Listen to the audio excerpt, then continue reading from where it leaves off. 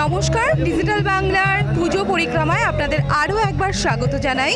এই মুহূর্তে আমরা রয়েছি কোচবিহারের উত্তরণ সংঘ ক্লাবে। এই ক্লাবের এবছর প্ল্যাটিনাম জুবলি, বিলুপ্তপ্রায় ঈগল, এই ভাবনাকে নিয়ে কিন্তু এবছরের এই ক্লাবের পুজো প্যান্ডেল তৈরি করা হয়েছে। আমরা এই ক্লাবের যারা মেম্বার্সরা যারা রয়েছেন তাদের সাথে একটু কথা বলবো।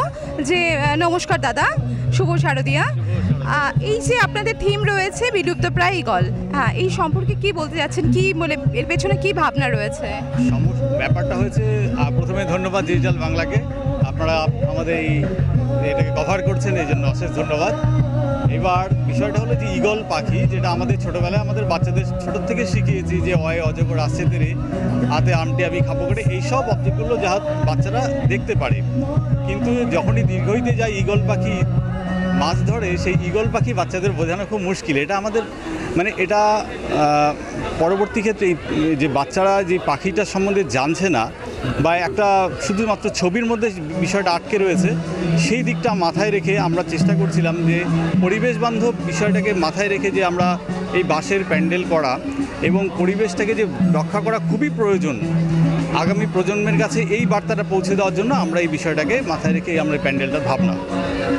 এবং এই যে প্যান্ডেলটার পেছনে আমাদের প্রায় প্রচেষ্টা চলছে বিগত 6 মাস থেকে, এবং 4 মাস থেকে শিল্পীরা এখানে এসে কাজ করছেন, এবং শিল্পীরা সব লোকাল শিল্পী একদম। এতে অনেক কর্মসংস্থানের ব্যবস্থা হয়েছে আর কি, যাতে এখানকার আমার যেসব অ্যাকচুয়ালি এসছে আমাদের চা বাগান থেকে কিছু আদিবাসী সম্প্রদায়ের মানুষ, পিছিয়ে পড়া মানুষ যাদের বলি আমরা সবসময়, তাদের মাথা থেকেই ভাবনাটা এসছে, এবং কর্মসংস্থানের কথা মাথায় রেখেই আমাদের এই দীর্ঘদিনের প্রচেষ্টার ফলেই আছে ভাবনাটা আমাদের সবারই।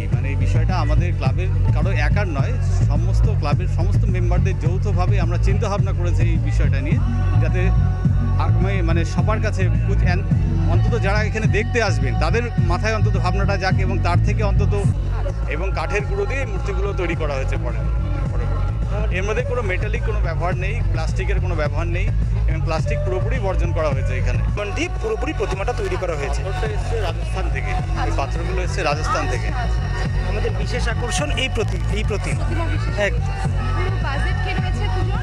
বাজেট শুনুন, আমাদের অ্যাকচুয়ালি বাজেট ছিল 45 লাখ, এবং সেটা এখন পরে বোঝা যাবে বিষয়টা কতদূর গিয়ে দাঁড়ালো আর কি। এই পুজোর যে মূল আকর্ষণ সেটা কিন্তু প্রতিমা। ওনারা যেটা বললেন যে এই আপনারা দেখতে পাচ্ছেন যে মূর্তি, এটা কিন্তু আমেরিকান যে ডায়মন্ড রয়েছে, জয়পুর থেকে এই ডায়মন্ড কিন্তু এনে এই মূর্তি তৈরি করা হয়েছে। আমরা ক্যামেরা পার্সনকে বলছি একটু ভালো করে মায়ের রূপ দেখানোর জন্য। সত্যি বলতে অপূর্ব, এবং একেবারে একটা এই মূর্তি অন্যরকম একটা আবহ কিন্তু আমরা এখানে লক্ষ্য করতে পারছি। এবং এখানে যারা দর্শনার্থীরা যারা এখানে এসছেন তাদের সাথে আমরা একটু কথা বলে নেব, তাদের কতটা ভালো লাগছে। কোথা থেকে এসছো?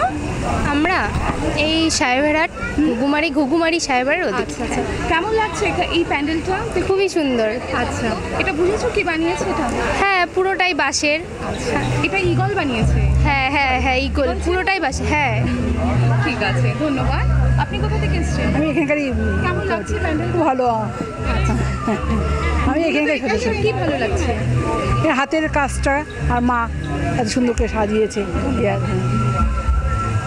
ডিজিটাল বাংলার পুজো পরিক্রমায় আমরা কিন্তু রয়েছি উত্তরণ সংঘে। এবছর এই যে পুজোর থিম সেটা কিন্তু দর্শনার্থীরা যারা রয়েছেন তারাও কিন্তু ভীষণ পছন্দ করছে, এবং একদম পরিবেশ বান্ধব যে বিভিন্ন সরঞ্জাম রয়েছে সেটা দিয়ে কিন্তু এই প্যান্ডেল তৈরি করা হয়েছে, এবং মায়ের মূর্তি তো অপূর্ব এবং অসাধারণ।